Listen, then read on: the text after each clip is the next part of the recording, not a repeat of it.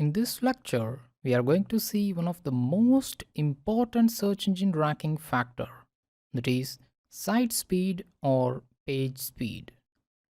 Instead of comparing the previous year search result with this year, which is done in all other lectures, let's have a comparison between desktop site speed and mobile site speed. You can see clearly that mobile site speed is comparatively faster than desktop site speed. This is because of two reasons. The first one is that the mobile optimized themes or the mobile exclusive theme is comparatively lesser in file size compared to desktop pages. The second reason is that some websites serve two different versions, one for desktop and one for mobile, where the mobile one is a minimalistic, simple, clean and fast. Moreover, Google serves AMP version of web pages to mobiles with slower internet connection. In 2016 research data, the site speed is taken as complete time frame right up until a page's visible area had completely finished loading in the browser.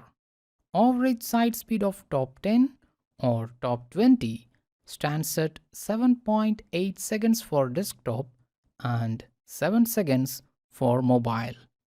Loading times for top ranked mobile URLs are around a second quicker than the desktop equivalents.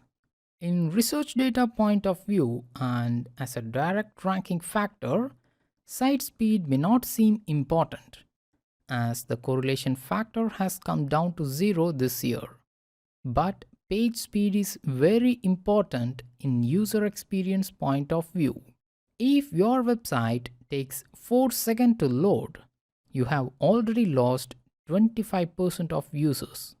47% of consumers expect a web page to load in 2 seconds or less. 40% abandon a website that takes more than 3 seconds to load. A 1 second delay decreases customer satisfaction by 16%. Above all, Google provides its own official tool to test your website's page speed. That's why you need to optimize your website to load between 1 to 2 seconds. In the next lecture, let's wrap up what we have seen in this section.